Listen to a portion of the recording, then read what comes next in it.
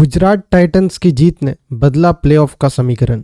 जी हाँ दोस्तों, तो आखिर कौन कौन सी टीम ऐसी है जो प्लेऑफ में पहुंच सकती है, पहुंचने वाली है, कौन कौन सी टीम एकदम फिक्स हो चुकी है, और क्या दिल्ली कैपिटल्स की टीम जो अब तक सिर्फ 5 मैचेस ही जीती है वो भी प्लेऑफ में पहुंच सकती है।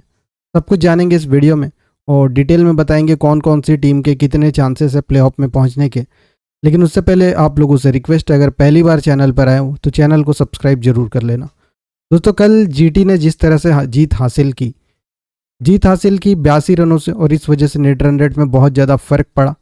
फ़र्क ऐसा पड़ा कि जीटी पहुंच गई पॉइंट्स टेबल में टॉप पर और बाकी की टीमें चली गई नीचे। अब इस वजह से बहुत सारी टीमों के समीकरण और चीज़ें बन रही है आने वाले मैचेस के हिसाब से कि कौन सी टीम पहुंच सकती है। तो सबसे पहले तो गुजरात टाइटंस टॉप पर बनी हुई है, 12 में 8 जीत 4 हार, 16 पॉइंट से। रन रेट में भले आरसीबी से पीछे, मगर मैच जीतने के मुकाबले में अभी एक मैच आगे चल रही है।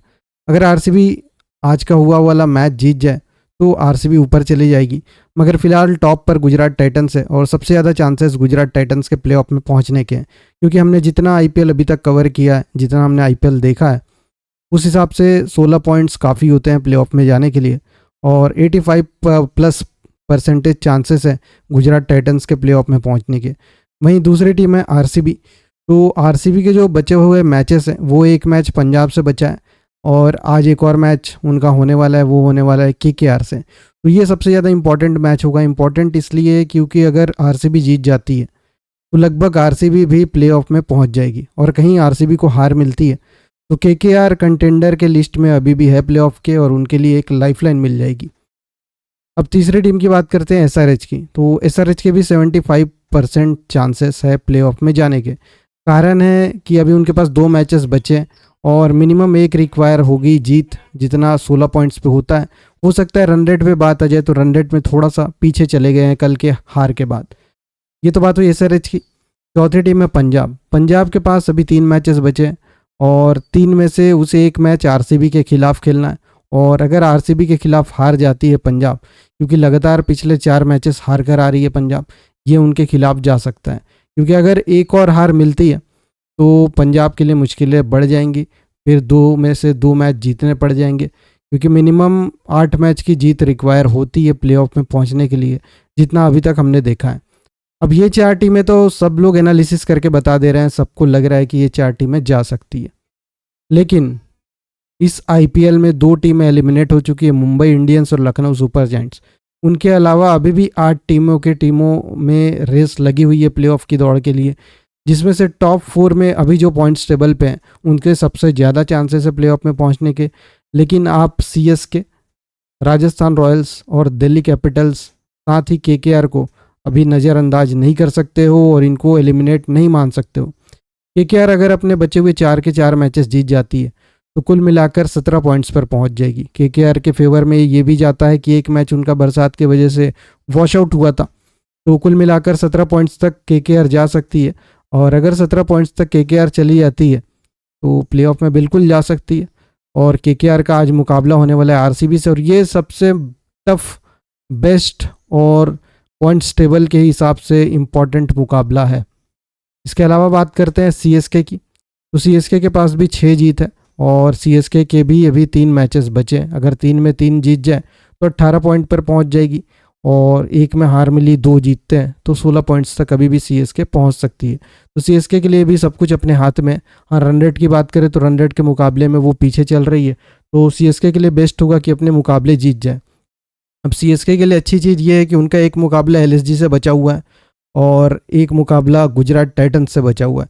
तो गुजरात टाइटंस तो टेबल टॉपर है, उनसे जीत फेवर करेगा सीएसके का। लेकिन अगर हार जाते हैं तो गुजरात टाइटंस ऑलरेडी प्लेऑफ में लगभग पहुंच चुका है, उसके लिए ज़्यादा इफेक्टिव नहीं होगा।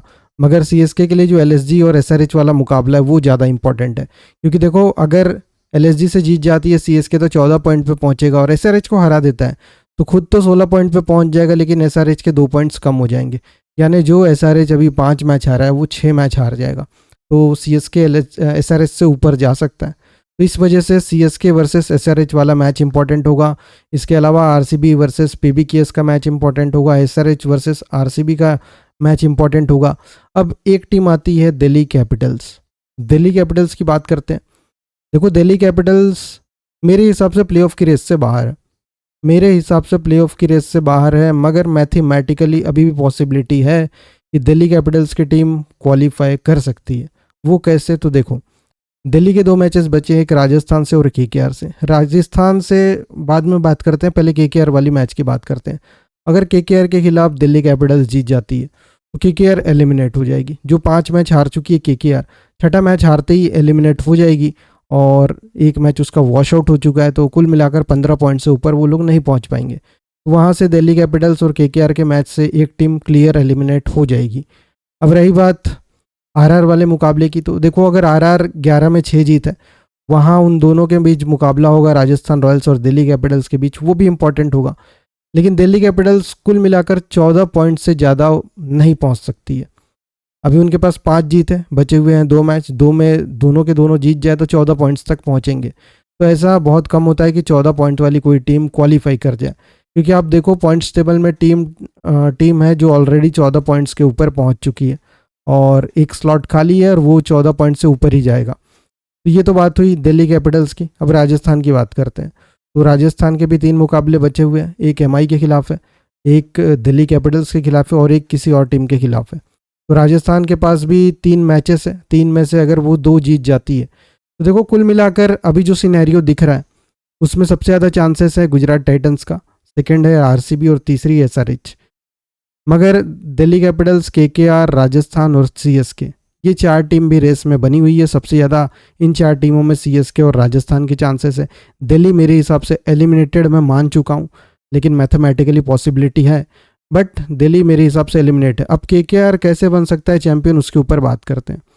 देखो केकेआर की टीम शुरू के 6 मैच हारी थी, एक वॉश आउट था, और उसके बाद लगातार 4 मैचेस जीती है। मतलब 6 मैच में ही एक वॉश आउट था और 5 मैच में उसे हार मिली थी, और अगले 4 मुकाबले कंटिन्यू जीत कर आ रही है केकेआर की।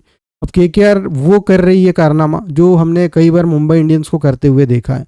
मुंबई इंडियंस कई बार शुरुआती मैचेस लगातार हारने के बाद लास्ट फेज में वापसी करती है, और वो मोमेंटम उनको प्लेऑफ तक लेके जाता है, और प्लेऑफ से फाइनल और फाइनल से ट्रॉफी जीत कर जाती है मुंबई इंडियंस की टीम। तो इस हिसाब से मुझे लगता है केकेआर चैंपियन बन सकती है।